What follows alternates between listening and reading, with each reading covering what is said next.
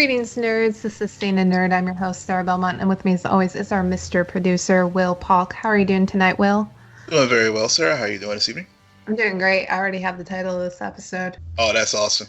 And joining us tonight is our in-house Arrow expert, Tasha. Welcome back, Tasha. Thank you so much for having me. Yeah, you're gonna have to carry the Arrow conversation. I mean, I watched this week's episode, but I will defer to the two masters here because you guys are like the Arrow experts. Whoa. We're not here just to talk about Arrowverse. That's like 5 minutes. We have Elite to cover. We have Succession. I mean, Tasha's not just defined by one show. I have been following this girl, and she's just a TV expert. She knows what's happening. She I don't know how many hours in a day she has. I only have 24. But my God, the amount of shows you watch, and it is crazy.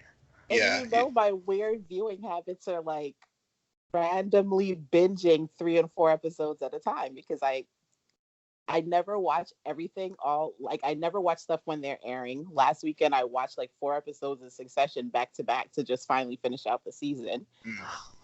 Man, those 4 episodes though, binging those, that must have been something because I watched them week to week and I was just blown away. Like the escalation and then that finale. That's one of the most perfect season finales I've ever seen. It was so good.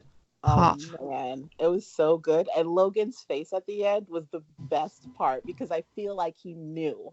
I feel like he set it up. He wanted his son. He told him, he's like, I don't feel like you have the killer instinct.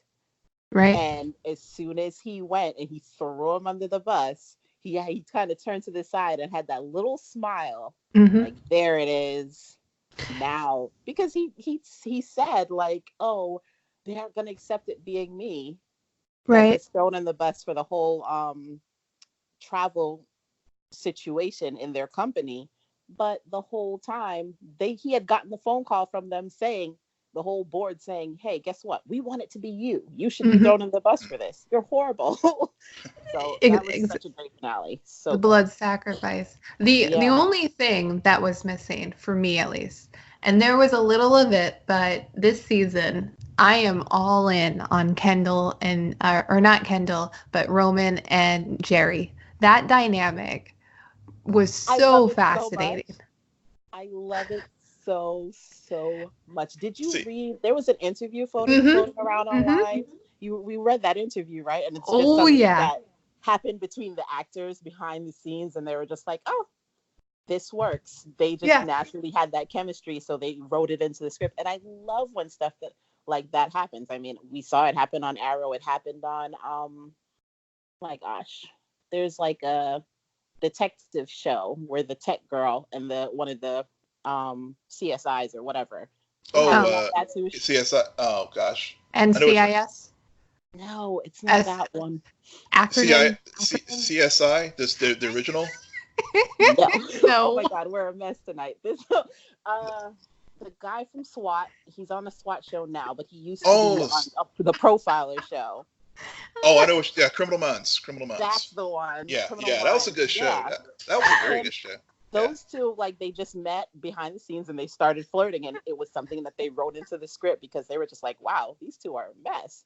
I love when stuff like that happens. So Jerry and him, that was so much fun. I like how we were naming all of these shows with acronyms, and then it turned out to be Criminal Minds. Yeah. It's all the same show.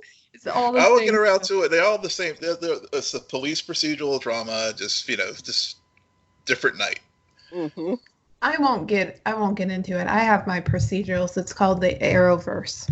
That's true. Yeah. Oh yeah. Okay. But what really floored me was when you started tweeting about Elite Season 2, because that season, I thought I was one of the few people watching it and loving it, and then I saw your tweets and I was like, yep, Tasha knows what's happening and knows what's going on right now. I didn't watch the first. I binged both. I binged them back to back, and season 2 was so good because I didn't expect that Samuel and Guzman had set it up from the beginning. Like, I was like, oh man, please tell me they didn't kill Samuel. I don't want this. Right. And the entire time they just show this tension that Guzman hates this guy's guts. Like, he doesn't like him. He thinks him and his brother are the reason he lost his sister. So there's just no way. So I just love that was the twist at the end, that the entire time they were working together because they wanted to prove who killed her. Right. And I really fell in love with this show because of Nadia and Guzman. So I didn't really care about Samuel. I had no investment. But this season, that whole dynamic between him and, I forget her name. I want to say it's Anna, but I don't think so. Carla. Samuel. Carla. Yes. Oh my God. They were so fascinating. And I love how they ended it.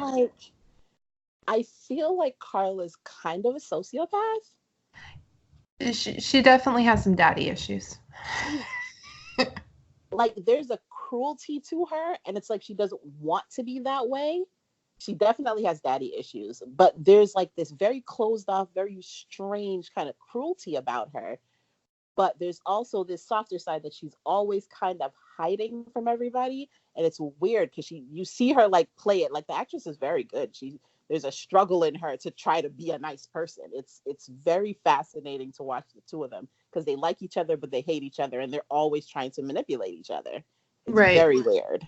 She does a better job of that than the actor who plays Guzman, because I could see in season 1 they were trying to do a very similar effect.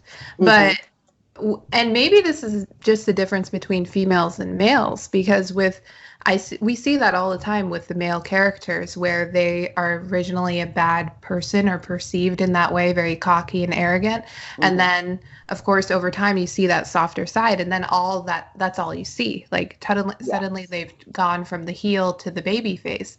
And then with Carla, you still, by the end of season 2, you do like her, but you also see there is that manipulation, a part of her where it's almost survival. And you can't fault her for that, where she has grown up in a world where she's realized that the only one who's really going to save her or protect her is her.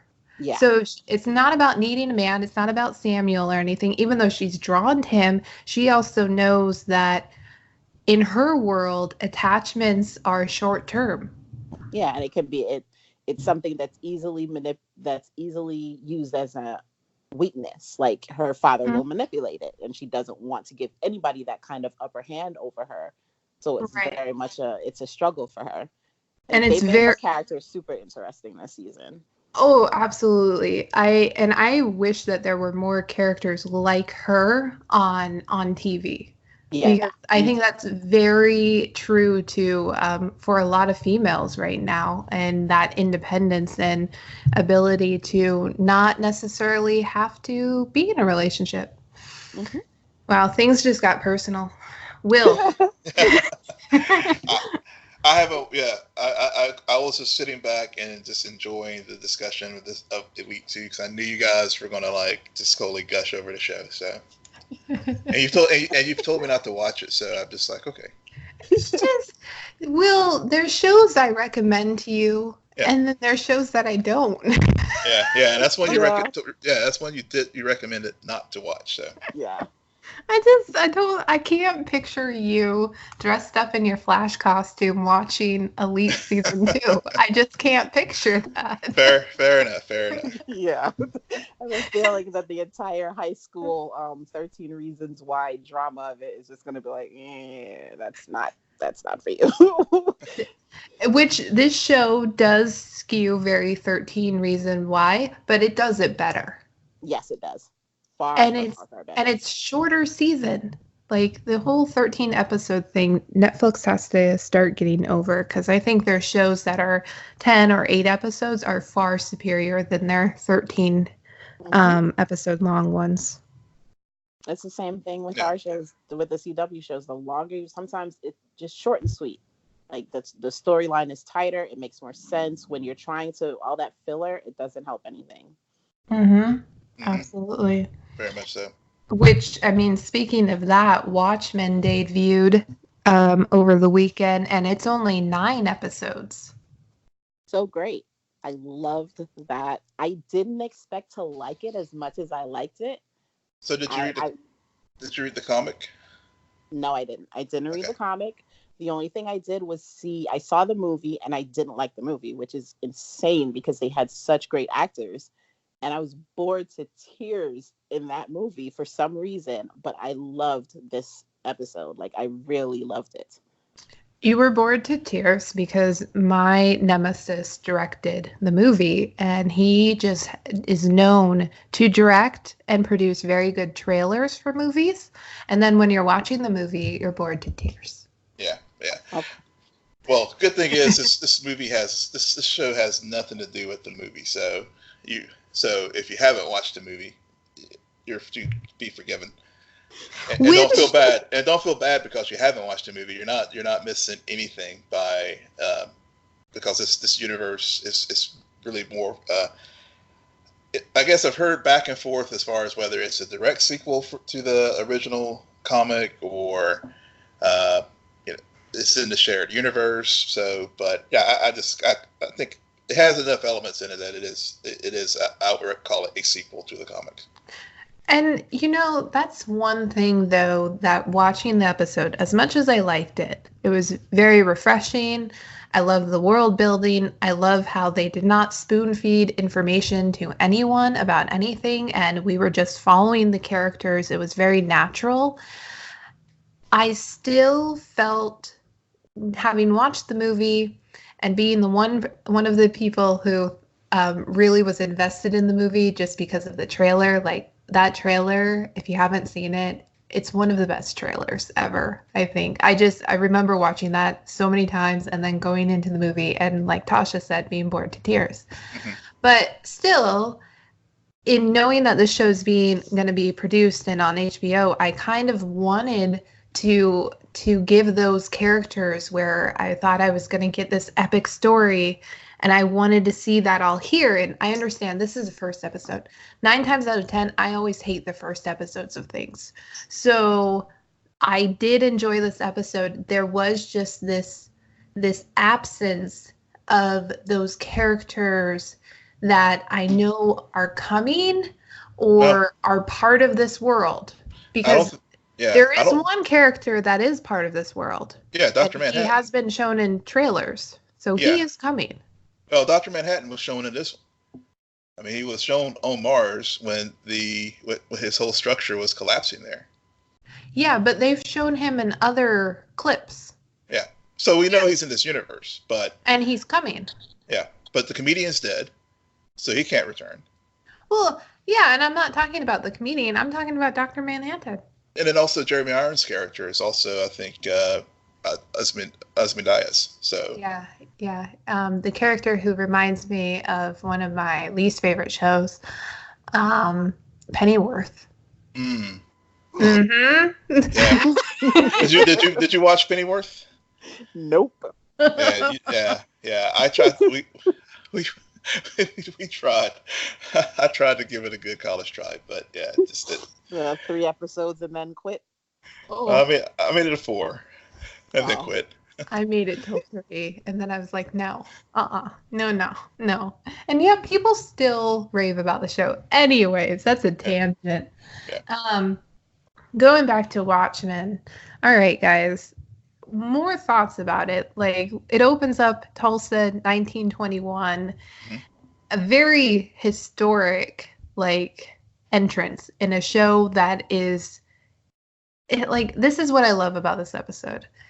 It really focused on setting a reality, and then every now and then you would get glimmers into this is not the reality you're used to or you're living in, but it still feels grounded enough where you're like, I understand that why this situation, I get it. This is stuff that's currently happening in the world today. So it almost is on par with how Game of Thrones did it, where it really made it feel like you were, it was some kind of story from medieval times. And yet as the seasons went on and more creatures started to appear, you're like, no, this is a real otherworld fantasy show.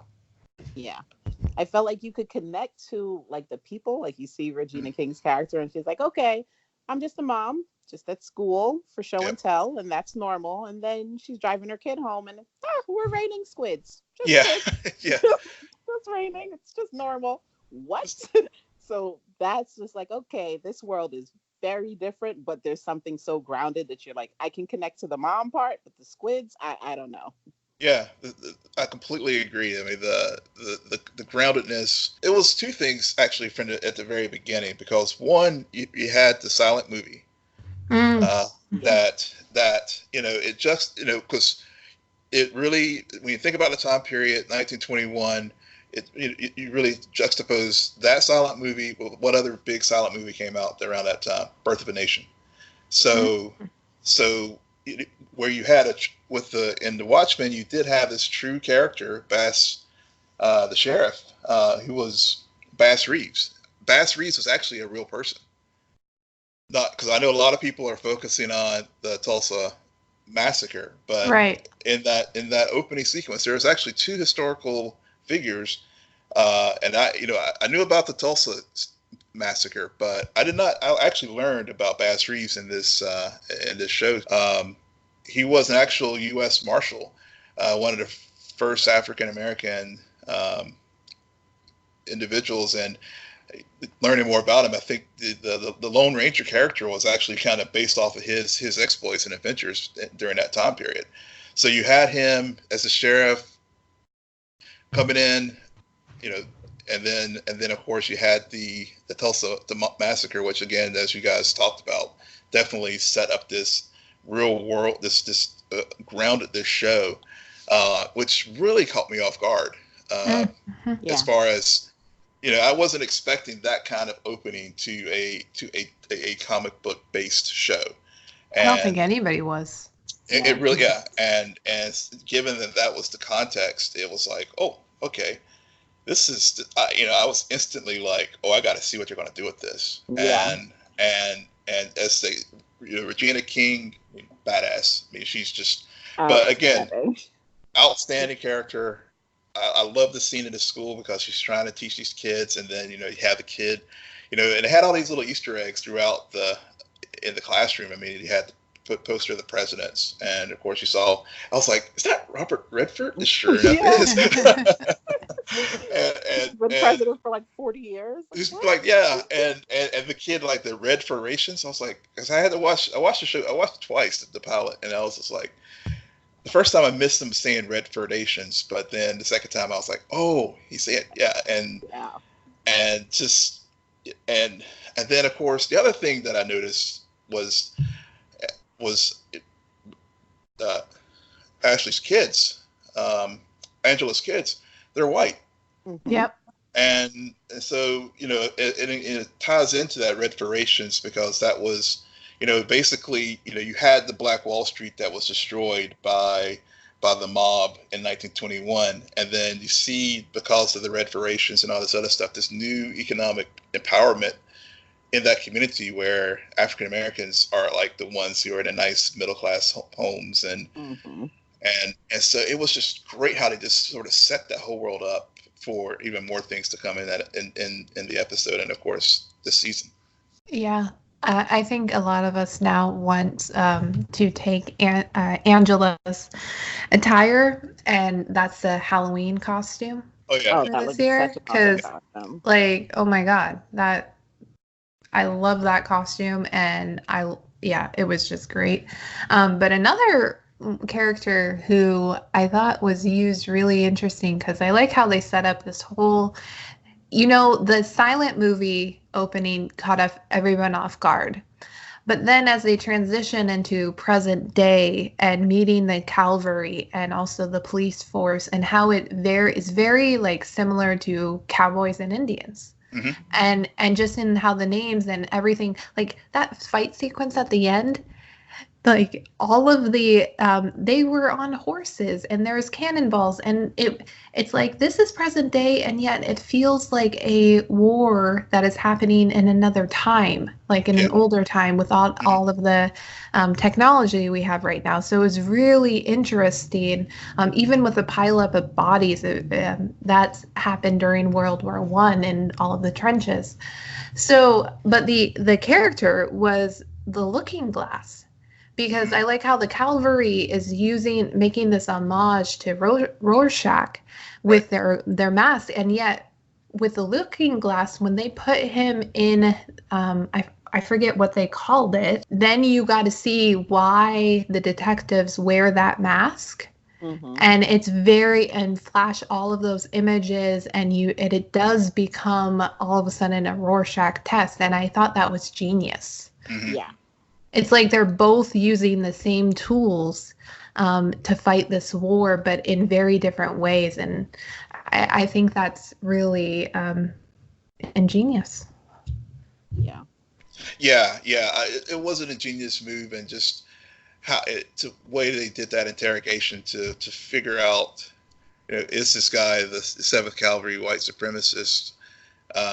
And and again, it ties back to the things they set up earlier with the Red Federations, and part of those I think I read somewhere where the Red Federations were set up in a way that exempted the African American citizens of the United States from paying taxes.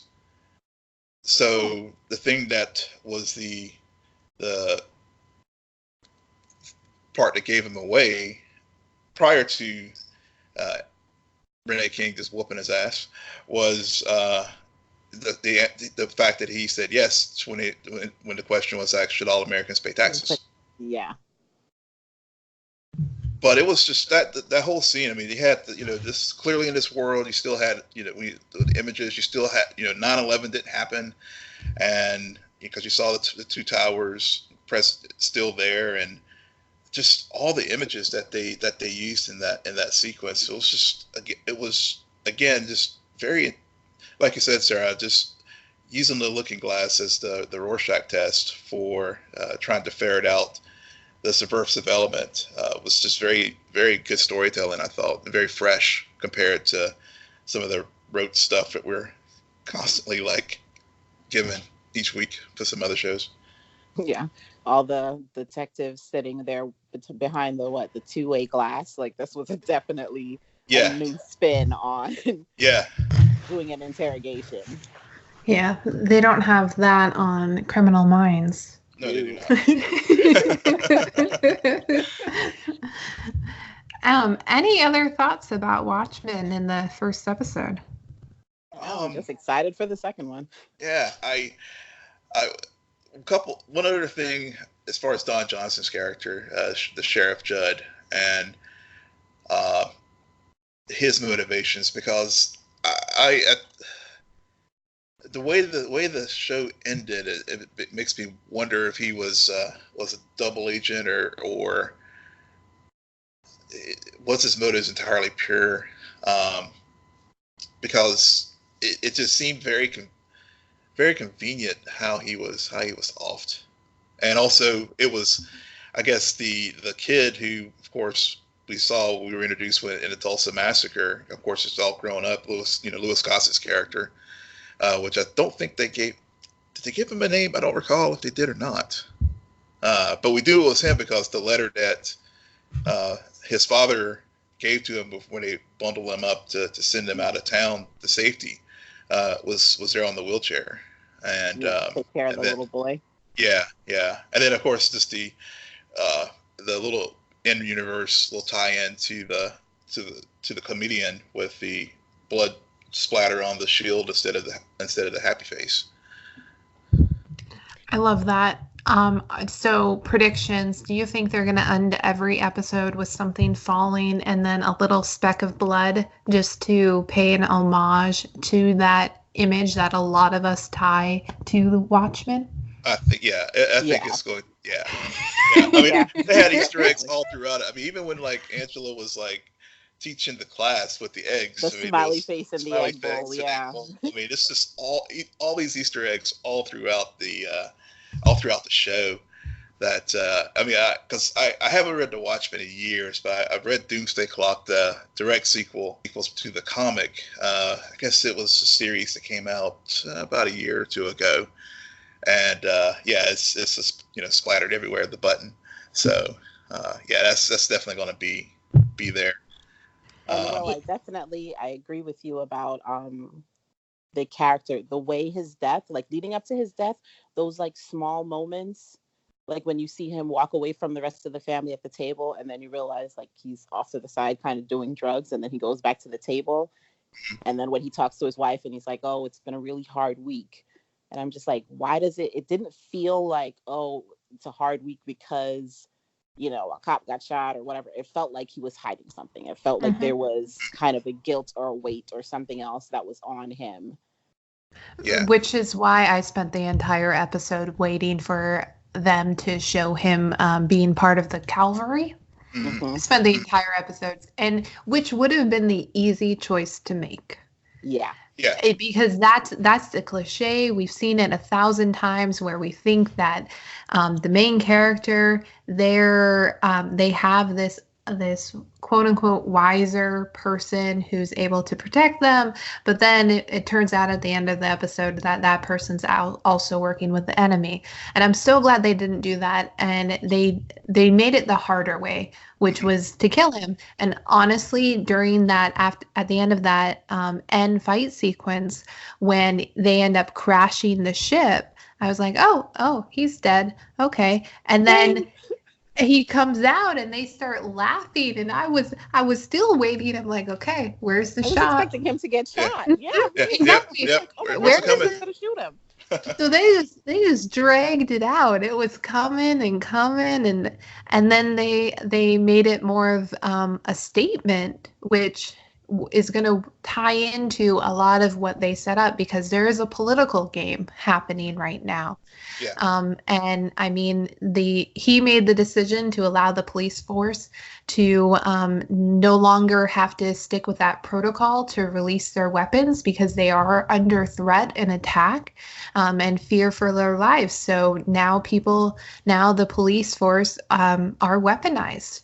Yeah. So, and he already made the decision. So I wonder if maybe the debate, well, do we take it back now because he just got killed, or if that further proves that they need to keep their weapons. Exactly.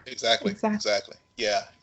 And I'm glad you brought up about the weapons too, because that when we were first introduced to present day, I mean, that was the very first scene that we had, where with the traffic stop, and the script was flipped. Again, when thinking about present day, as far as with the driving while black or whatever, and this time you had the farmer who was the guy who was stopped, and I saw this. I did see the police officer getting killed coming. I mean, it was pretty well telegraphed that was going to happen, but just the way they set up the world, and also to follow up on your point, Sarah, about how they were become weaponized. When he was trying to get his taser out of the charge, I mean, how many times he had to get authorization to use deadly force? Okay, I'm sorry. Before I said that Angela's costume was we're going to see it a lot during Halloween, I take it back. We're actually going to see the Panda costume a whole lot more, because that was the craziest thing to me. I like how they mention the name during that very intense scene, and then they wait a few scenes, and then we're back at the police force, and they're panning in the next scene. Panda head. The panda head. It's not even a full costume; it's just a head on a human body. And they're arguing. You're making the wrong call, Cheese. You're making the wrong call. I'm like, you're a panda head. Who's gonna take you seriously, buddy? Do you know how many Panda gifts that one scene ruined for me? Oh man. I won't say it anymore to you. Not my panda. No, all I was thinking about was, that GIF with the panda in the office, like smashing all the computer screens. Yes, yes. Same brain. Totally agree. I went straight there too because that was for a while one of my favorite GIFs to use. I haven't used it in a while, and as soon as I saw that, I went straight there with. I was just like, oh no, not the panda from the office. Oh, so great. Oh my God. Oh. All right. So I think that's all of our thoughts on Watchmen. And Will, you get an A+ because I did not rewatch it, but after hearing you mention all those Easter eggs, clearly I missed things. I was focused too much on the panda, obviously. It's easy to focus on the panda. I mean, it's just the panda head. I mean, what? Just going to work and like Tasha was saying, how do you take somebody wearing that seriously? That's the person that you have to ask to use your weapon. The panda. That's the trick-or-treater I'm gonna be looking for. I'm gonna be looking for the panda. We're recording next week on Halloween, so yeah, I'm definitely gonna report back how many pandas I saw. Oh my God. And not even full costume, just the head. Just the head. Okay. And you have to like panda on top and business attire on the bottom. Yep. Oh man. So I like how, thank God they drop these episodes on Sunday nights, because watching Arrowverse and keeping up on all the shows, boy, is it tiring for me right now. It's hard. It's too many. There's like 5 shows on concurrently right now. So I've lost count. I mean, something always gets lost. I mean, this week for me it was Supergirl. I did manage to catch the other 4, but yeah. There's a new Wells. Oh my God. Always a new Wells. There is a new Wells. Nash Wells. Nash Wells. All right. But aren't we getting like Pariah? Like, do we think that Wells is going to be Pariah? No. I don't think so. No. They don't duplicate Wells. No. That Wells. They have Wells to spare. Yeah, I mean, you hate watch Batwoman, apparently. Well, I as we were saying before we recorded, so just hear me out, everyone. So I don't think I'm the only one who feels this way. I like. So, we talked about the pilot, I guess, a couple weeks ago, and I said I will give it a fair chance. And this episode this week, finally, I was like, okay, it's finally starting to get out of the Arrowverse tropes a little bit. But I guess at its core for me is the show for me works so much better when we actually have Batwoman instead of Kate. And it's just, the reason why I say that is I just feel that the way Ruby Rose is portraying Kate is very wooden. And it's just very hard to get engaged with that character because it's just like she is just reading lines of dialogue instead of actually feeling acting. Them. Yeah. There's just no emotion there. It's just like, I am looking for Alice, and I'm like, okay, give me some emotion, give me something that convinces me that you're actually doing it. The character that really stands out to me is Sophie. Yes. And that's the one that keeps me very interested in this show. Alice, it's the old Joker phenomenon as far as let the serial killer go. But I like Alice too. I mean, I think looks like it's going to maybe grow into a very compelling villain for this show. But those are the two things that are keeping me anchored. And of course, and when Kate is Batwoman in the costume, because I do think the physicality of the character, and she does Ruby seems more comfortable when she is portraying Batwoman instead of portraying Kate. I would actually agree with that. That she does, because I mean, when you're Kate, you're just playing pretty much yourself. And actors, sometimes there's a reason why they went into that profession where they get to play dress up and pretend to be someone else. And maybe Ruby is just finding that it's hard to portray that side, as opposed to getting into the full Batman outfit and really embodying the superhero aspect of the show. And I don't have the big issue with her as an actress. I think with the material she's given, she's, it's minimum.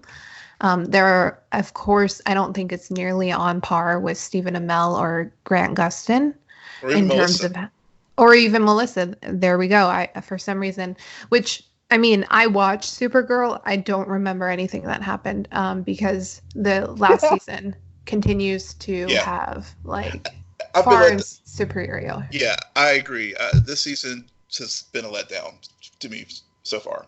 Just feels like the same episode again and again and again and again. But my big problem with Batwoman right now is I continue to watch it and think to myself, if I watch this 2-3 years from now, it's not going to hold up. The set design is pretty atrocious. I mean, some of the shots, and maybe they're doing this on purpose, but I'm like, did they take this? Is this the same set that they used in, I don't know, 1989 Batman? Because this just looks so storyboard and like no money whatsoever to produce this show. And so that's disheartening. But I'm gonna stick with it. I don't mind it. I like they are really all in on this character. That's the one thing. Despite all of that, there is something about it where they really are making it clear, like, this is the character from the books, and this is who we're going to present, and we're not going to make any trade-offs. Like, we're not going to alter who she is from the books. You're getting Kate Kane, whether you like it or not. Yeah, you are getting Kate Kane, and and I'm glad they're doing that.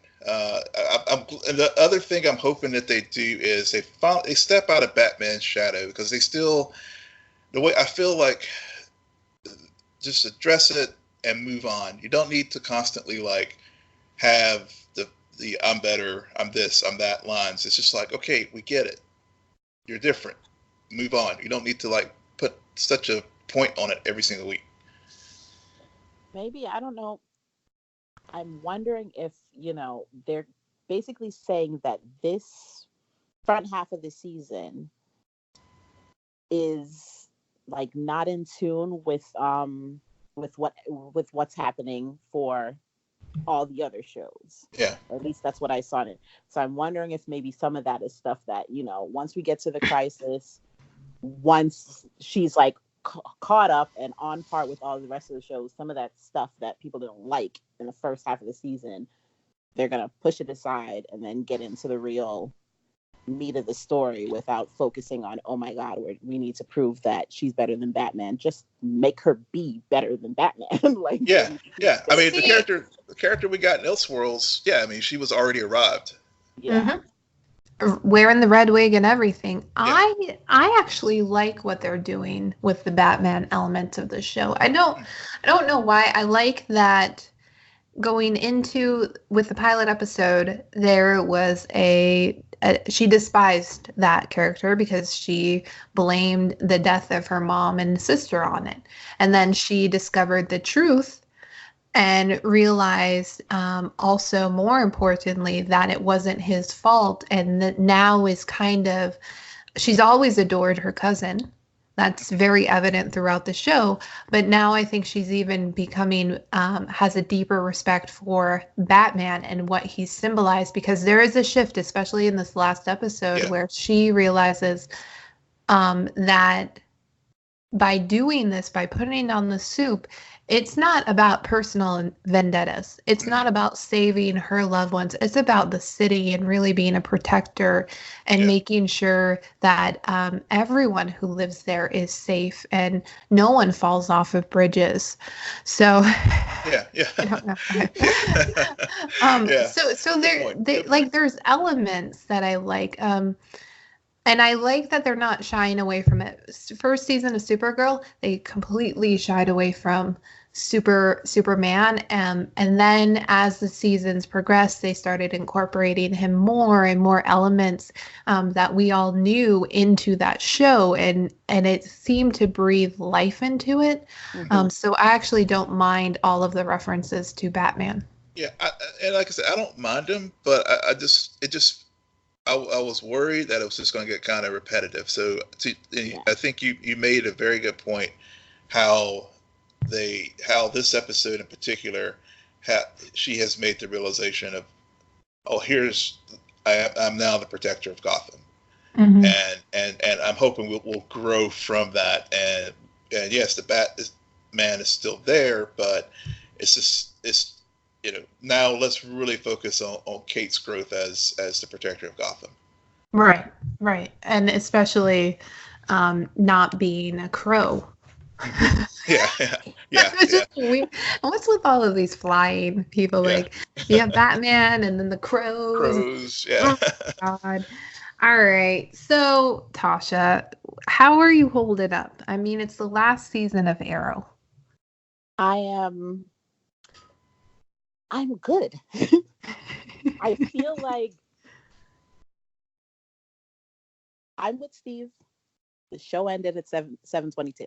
It's done. This is their best of highlight reel. 801 was season 1. The Deathstroke story from season 2 is happening in the flash forwards. This episode was flashback to Hong Kong. I think that's the way to end it. That's the way to go out the final season. Just your highlight reel, bring back all the characters you want to bring back and have him learn whatever last special lesson he needs to learn to be the ultimate superhero and save everybody before he, retires to a beach in Aruba with his wife, as he deserves, because that's what he deserves. Thank you. He's not dead. He's not dead. Like I of all the things, that is the thing I'm least worried about. I don't care how they do it. I'm not even worried about that. They already told me he's not dead. Thank you. Yep. I'm not worried about it. I think. You know who else isn't dead, Tasha? Barry Allen. Thank you. All right, moving on. And it's worse with Barry because he said the Flash has to die. He didn't say anything about Barry Allen. Right. He told Oliver that Oliver Queen's going to die. He told Barry the Flash is going to die. That's brilliant. There is Earth 90 Flash. Yep. There's a bunch of Flashes. Any Flash can die. Yep. He can lose his powers. He'll still be Barry Allen. He just won't be the Flash. It doesn't matter. So I'm not worried about Barry. And I already know. I mean, the casual viewer, I feel like there's a difference between people who podcast, people who are in fandom, and the casual viewer. The majority of the casual viewers, if you hit any YouTube comment section, they honest to God believe that Oliver Queen is dead. They saw a gravestone. They think he's dead. God, those people. For them. But the rest of us are like, Felicity didn't need a portal and a god to get to her husband if he was dead. Yeah.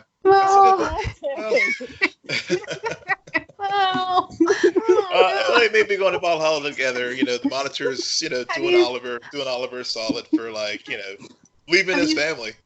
Have you seen Supernatural? I don't know. That could work these days. I don't know. Yeah, I feel like it's very much one of those situations where he's like, all right, you're going to get me some particles over here. You're going to get me a doctor over there. He's just going to send him to get all these things to build whatever he wants to build. And then he's going to be like, you know what, Oliver, for a little while, you're going to be the Spectre. We're going to throw this ghost in you for a bit. You're going to go fight this guy. You're going to go defeat this guy. And then you're kind of going to die. but you're not really going to die because everybody's going to think you're dead and they're going to mourn you. And it's going to be like, oh my God, he was the best superhero in the whole wide world. And I'm going to dump you on a beach over here. And in 20 years, I'm going to dump your wife right next to you. And you guys can just relax. That's it. That's how I feel like the show is ending. So I'm just not bothered. What about, what are your thoughts on the Diggle brother drama in 2040 Star City? I like it. I think it's a great parallel for John and Andy. Mm-hmm. I don't think, John has always been like the good stalwart brother, and you didn't really expect that his son, biological son, would be the one that that goes dark. But I mean, if you look at it, now that we know that our Lila is Harbinger, he's gonna grow up with his mom is Harbinger, who has superpowers, who flies and makes duplicates of herself. That's weird. And if Dig actually ends up becoming Green Lantern, then that's weird. And he's going to have a little brother all of a sudden that he's probably going to be responsible for. And that's going to be like, all right, my parents are a disaster. And now I have to be responsible for somebody else. And yeah. Mm-hmm. So I feel like that's what's going to lead to him just going down the wrong path. But I think it's an interesting story for them to explore with the two of them, which I'm hoping they do a far better job than they did with, Dick and Andy the first time around. And I think it gives them the opportunity to do the opposite. Like, his brother doesn't have to die. There's a chance for him to actually be redeemed and for them to save each other as opposed to what John and Andy did, which was one killed the other one. Yeah, I think in this episode, it was the first time when I really paid attention to what was happening in the flash forwards. I'll admit that. And it was because there was some good acting, and that dialogue between them as brothers was really well written for me, because you understand both sides of it. I mean, you understand the little brother's perspective and the big brother's perspective, and how a family, it is that time when you constantly are, let's rewind and replay the tape, and then let's pause, and we will see both sides and how there's a misunderstanding. So I hope they flesh that out more. I mean, at the end of the day, we're just curious about which one of the brothers is going to get Maya. I'm just saying. I mean, we watch these melodramas for a reason. Yeah, we got Smoking Hawk on one side, we got Death Star on the other side. I mean, it's messy, but it's actually very interesting. It's messy, but it's CW. Okay, so there you go. There's one question about like the flash forwards, which I feel like I understood, but I'm not sure. They, the entire setup was to get JJ and Mia and the rest of them to come. Like, they stole something. They got the flash drive. William got the flash drive. He fixed it. Is it because, and then they went after William. Is it because like William is super rich and he's like trying to reunify the Star City with the Glades, and JJ doesn't want that? Is that why he's going after William? No. Then why is he going after William? William is Felicity Smoke's son. Not biologically, but pretty much a replica. I still want to see evidence that they don't share DNA, because seriously, like it's kind of ridiculous. The comment did me in from last year, and I'm just like, oh my God, where is Samantha and you, child? Because she's just not there. She's gone. There's barely any Oliver. Like, there's no Oliver there either. He is Felicity Smoke, and that is it. And that's just awesome. And therefore, he is Lois Lane, and he's a hacker. He's got skills. He needed to. I think what really happened is they wanted him to decrypt that flash drive, only to then steal it from him, and also be sure to have leverage over Connor and friends. so that they could easily still keep the flash drive, because on it, I think there was probably bank records and a lot of financial documents that could be manipulated to even get more money. But I don't know. It's just how I thought. No, I don't, because when he opened it, one of the things that was there was his name. And that's why I was just like, well, why? Like, why do they want, is it a list of the richest people in the city and they're going after all those people? Like, why do you with all of their bank accounts? Yeah, all I saw was like his name, and it was just a bunch of names on the list. So maybe it's just a list of the wealthiest people and their bank accounts. But it was maybe just it's a burn strange. book. Maybe it's a list of everyone who will die in crisis. Ooh. Oh God! I don't know. or who died? Yeah. Or maybe it's Mia's notebook. Like, as far as how Oliver had his, Robert's list. This could be Mia's list. He's gonna have to deal with. Yeah. Maybe it's Santa's list. Maybe it's a list. It's just a list. It's just a list, yeah. Maybe it's pandas. I don't know. It was just one of those things. I was just like, why is this happening? But it's Arrowverse, so there isn't really a reason for anything sometimes, and that's just okay. And on that note, my other question and my last question for you, Tasha, about Arrow is the Canary Show. Oh boy. Yes, I went there. I'm just curious about your thoughts, because I will admit, watching this episode in particular, I fast forward through probably a good 20 minutes. Any of the scenes with Laurel Lance, I was like, not interested. Yeah. Okay. So for me, I never hated Laurel. I just didn't care. That's always been my issue with the character. I just didn't care. The majority of the time, her storyline just made no sense. They weren't consistent with the writing for the character. And I just was like, I can't take it anymore. You've made me dislike this character and have no interest in her. Then they brought Black Siren, and I was like, okay, I like her. She's evil. I kind of like that. But then they turned her back into Laurel, who I didn't care about in the first place. So I was just like, I don't know what to do with this. And then when they decided, okay, her dynamic with Felicity, that was great. But then they sent her back to her Earth, and all of her development happened over there. We didn't see any of it. Her bond with her sister happened over there. They flat out told us, hey, she's not dating Chase, so that whatever that was happened over there. And now she's mourning all these people. And I'm like, but we never saw you have a relationship with any of these people, so I can't feel your pain or your grief because I don't connect to that.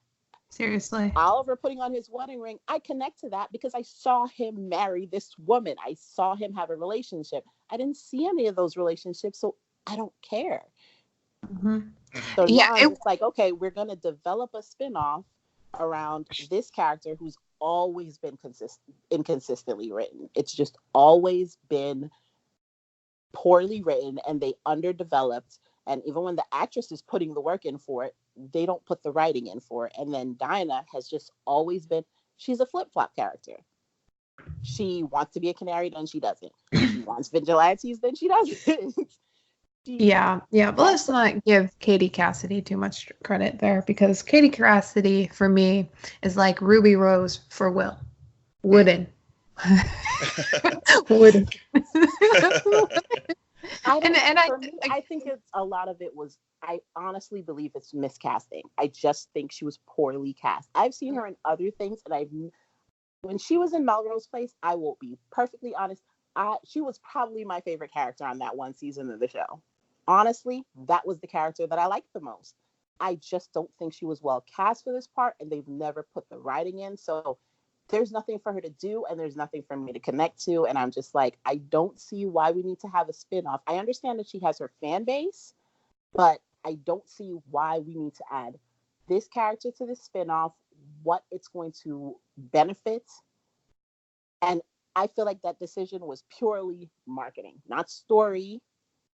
Marketing. They want to have a Black Canary that people recognize to connect, because Mia is a female Green Arrow that they're like, okay, we're doing a completely different spin on this character and people might not connect to that, so we're going to add something that people are already connected to, and here's your spinoff.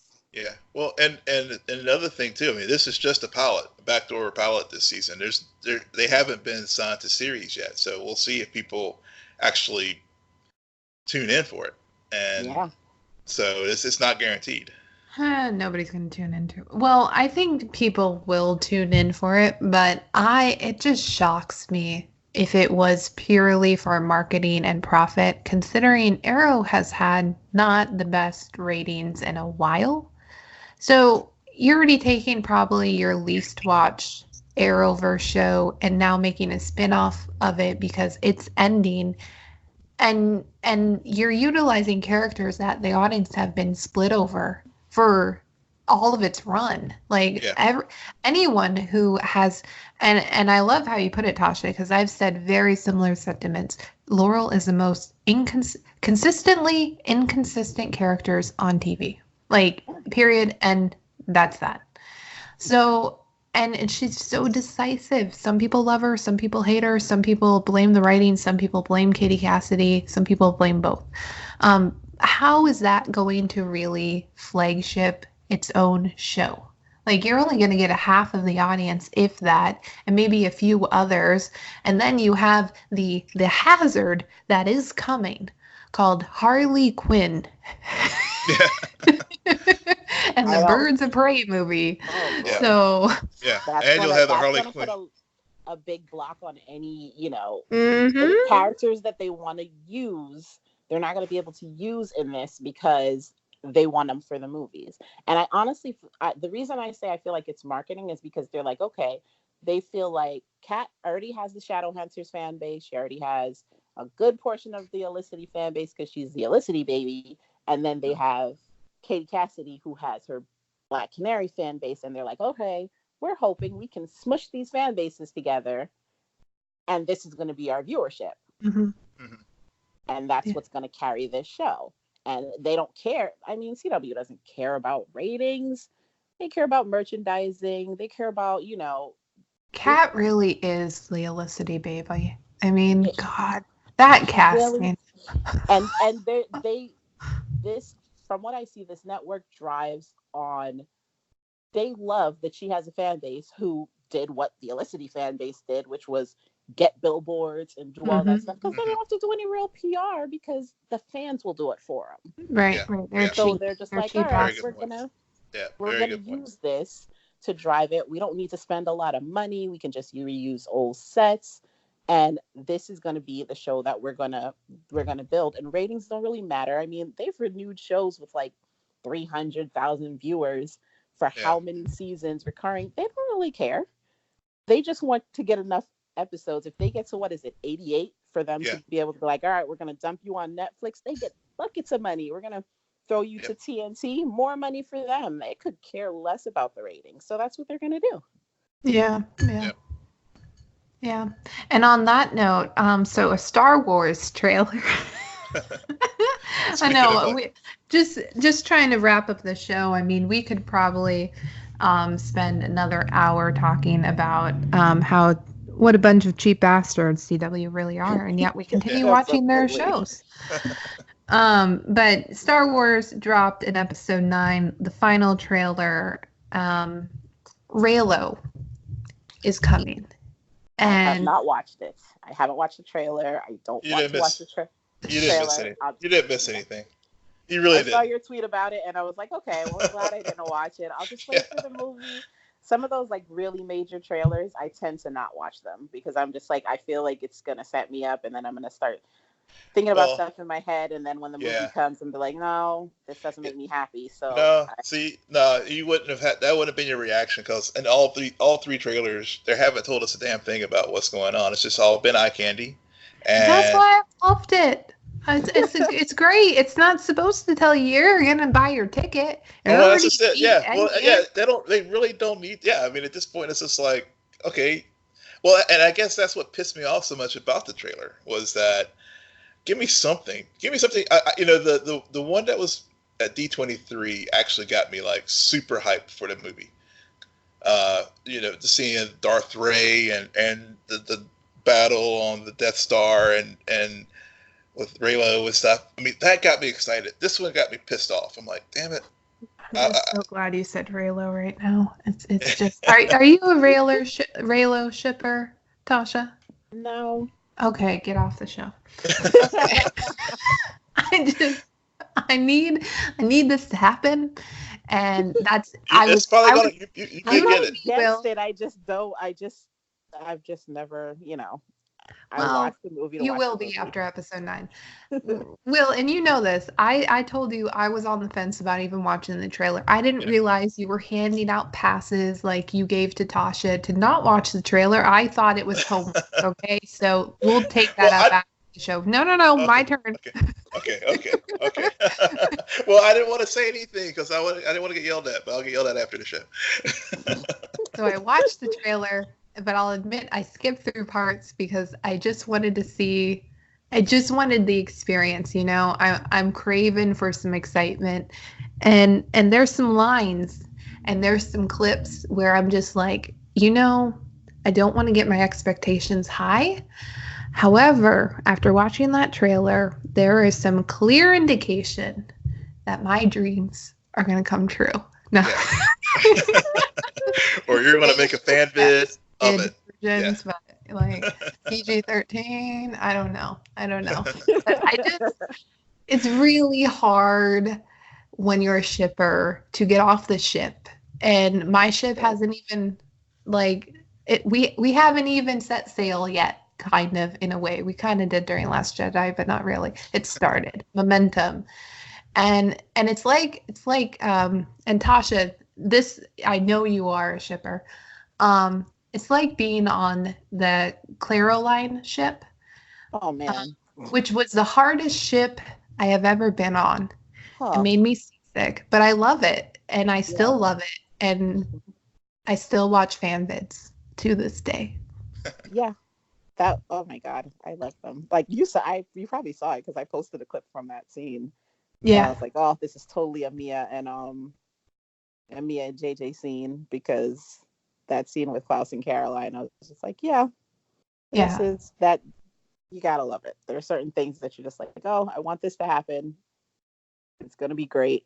So yeah, totally understand where you're coming from. Beauty and the Beast. Okay. Mm-hmm. Anytime there's that character, they think they're bad, they think they're awful. The girl comes in and makes him realize he's not bad. There is a redemption quality. And this is why we get it in our heads that we can fix men. Okay, this is really turning into a weird podcast, Will, and you're not helping me out at all. I'm enjoying the show. I'm loving hearing you psychoanalyze yourself over the podcast. So. And on that note, we're gonna wrap. Oh no! We have some. Well, yeah. I mean, we could. Well, I guess we can end on it. Well, I guess. Sad note that I guess Cloak and Dagger finally got but we got word that it got canceled today. Oh gosh, I knew it. I just knew it when they got rid of the shows on Netflix. It was just, and Punisher was the last one. I think when they announced Punisher, I think I tweeted, oh man, they are totally gonna end Cloak and Dagger, and they're gonna end the Runaways because they want to put everything on Disney Plus. Yeah. It's totally I saw earlier in the week, I guess Jeff Loeb, who was the head of Marvel Television, I guess even prior to Kevin Feige being named creative control officer for the Marvel Studios and how everything is getting folded up under that. I guess he was already planning on leaving, and I guess with Feige, building that, getting the complete empire of Marvel. That just put the writing on the wall, and it's unfortunate because I know the ratings were down the show this last season, and Freeform does not give as much rope as the CW does, but I was really disappointed to see that they weren't going to get another season. I know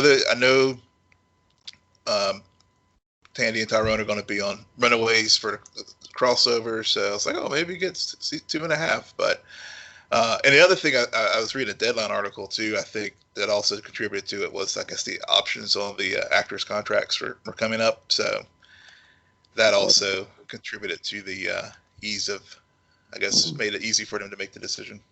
Yeah. Really all right. Well, Tasha, it's been a pleasure to have you on the show, and you will be invited back in the future after we have some crisis and some more breakdowns. Why don't you tell our listeners where they can find you? You can find me on Twitter at Hindsight20, HINDSITE20. And Will, where can our listeners find you? Yes, you can find me at Will M. Polk. That's WILLMPOLK. You can find me at SJ Belmont, SJBELMONT. Please follow our crew on Twitter at SNN Nerd. Friend us on Facebook, follow us on Instagram, but most importantly, rate, subscribe, and comment on Apple Podcasts, SoundCloud, YouTube, and Spotify. Good night, Geek Out. You're welcome.